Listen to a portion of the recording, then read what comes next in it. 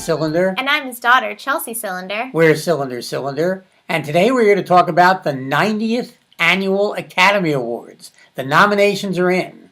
And as expected, there's some surprises and some major snubs. Yes, and we have some very strong opinions about the nominations. And I'm sure you won't agree. We think that the Academy made some very questionable decisions in some of these categories, and we are here to go through the categories and talk about our opinions on the nominations. I might say that the Academy has made questionable decisions for years and years and years. There's nothing new here. Chelsea calls this program the rights and the slights. That is it's true. A phrase she has coined that she's very proud of. And so we're here to talk about some of them. Best Picture. Let's talk about Best Picture first. Let's do it.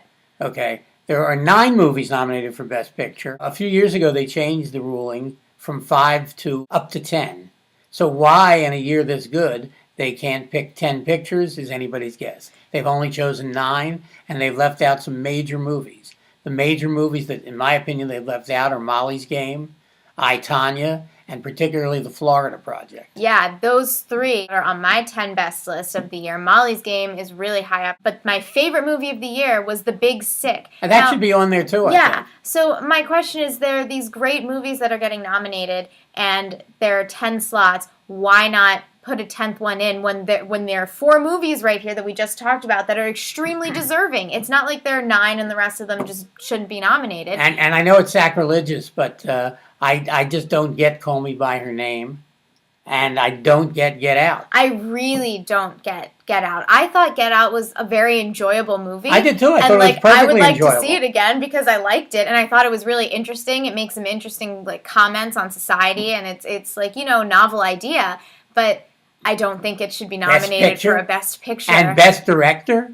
And I really don't get it. I also don't get Dunkirk. I think Dunkirk was cinematically very impressive, but I just don't think it's a great movie in any way. I don't either, but a lot of people really love Dunkirk, and it's phenomenal looking. There's no question it is, about yeah. that. So I understand cinematography, but I just don't see why it should be nominated for Best Picture.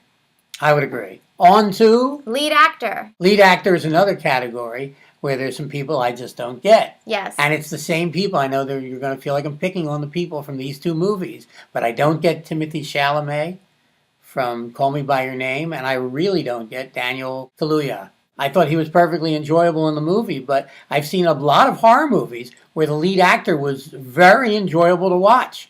And in a million years, you wouldn't think of nominating them for Best Actor. In Call Me By Your Name, I actually liked Armie Hammer more than Timothée Chalamet, I think. So I wouldn't have been upset if Armie Hammer got a nomination. I was kind of hoping that he would. I was glad he didn't. Tom Hanks, where's he? Yes, and a major omission, and this is probably, again, due to political correctness. Oh, yeah. But my pick for Best Actor of the Year in an incredibly enjoyable performance was James Franco in The Disaster Artist. And he has just never been better, and he really, really got robbed of nomination. And if the work is supposed to speak for itself, well, then there's no excuse for him not being nominated. I would like to say I'm happy that Denzel got a nomination. I'm really happy Denzel Washington I think that's a surprise, and I love him, and I thought he was really good, and I'm glad he got acknowledged for that. Yeah, that's an imperfect movie, but I find that to be a really enjoyable movie, and a very watchable movie. I thought he was great. A very watchable movie. Gary Oldman still remains the front runner for the Oscar, definitely. I think. I think nobody's going to beat him, and he's great in the movie. Yeah.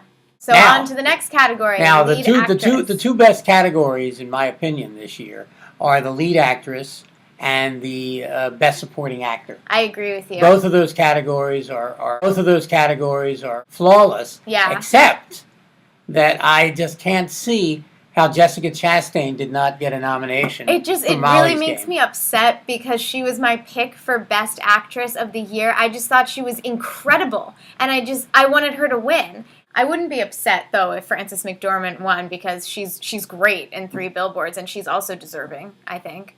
Yeah, she's great. My pick is Margot Robbie, and she got a nomination, which is great. But I think that Jessica Chastain certainly should have been nominated before Meryl Streep.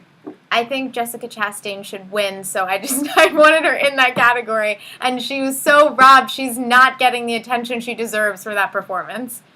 That movie is just not getting the attention it deserves. No, I agree with you. It only got 1 nomination for Aaron Sorkin's script, which is a great script. Yeah. The Big Sick also got one nomination for a script, and that's a great script also. Yeah. As soon as I saw that movie, way back in the summer, I said, I think this film will at least get a screenplay nomination, even though it's just the summer, and, I don't think this will be forgotten at Oscar time. Yeah. And it wasn't.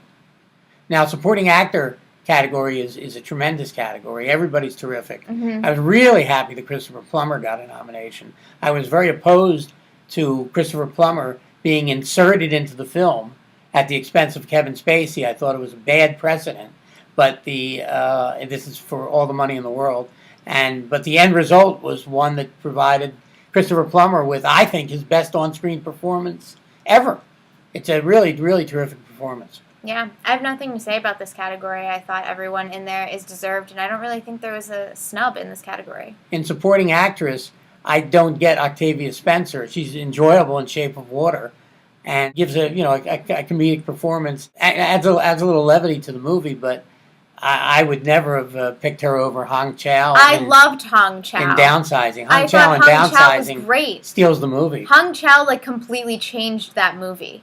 And she's the whole second half of the movie. Yeah, you really need her in that movie, and she's fantastic, and I don't understand how she didn't get a nomination for that. Yes. I was happy that they nominated Leslie Manville. Me too, yeah, I was surprised about that. Yeah, she's really, really good. Yeah, she's good. Mary J. Blige was very good also. I was happy she got a nomination. Yeah, she was good. For Mudbound. Yeah. Director. Well. Director is another problem. I know we're going to have the same problem because I just don't understand why Jordan, people are going to hate what I say now, why Jordan Peele and Greta Gerwig would be nominated against someone like Sean Baker for the Florida Project. I mean, we're talking about a direction that's just astonishing.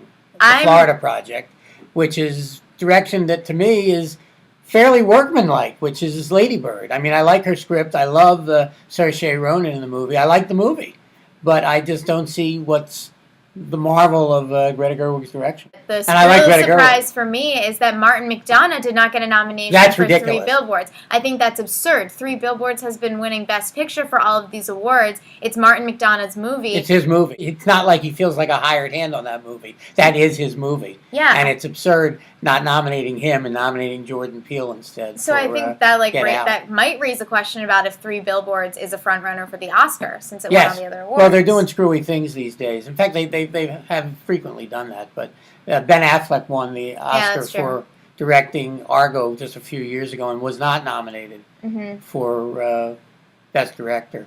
And where's Spielberg in all this? Spielberg. Yeah, that's weird too. This is a movie. The Post is a movie that's in the top tier to me of Spielberg's work.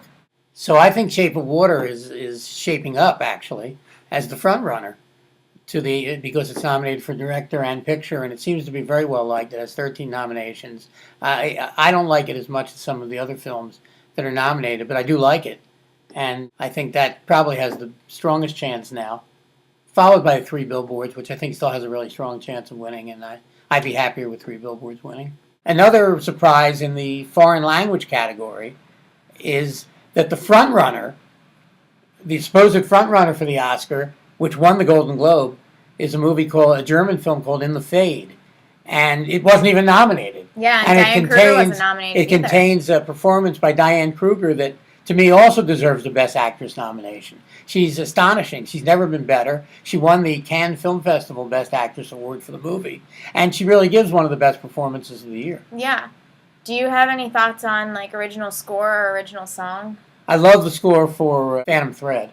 Yeah. Absolutely love that score. Yeah, it's wall-to-wall music, and it really, really adds a dimension to the film that it otherwise wouldn't have, I would say. Yeah, I'm glad that got nominated. I'm honestly surprised at how many nominations Phantom Thread got. Yes, everyone's surprised by that, but Daniel Day-Lewis ended up getting his Best Actor he's nomination. Good. Yeah, he's good. Everyone seems very surprised. I'm surprised by this, too. The Wonder Woman got no nominations whatsoever. I mean, I didn't expect it to get a Best Picture nomination.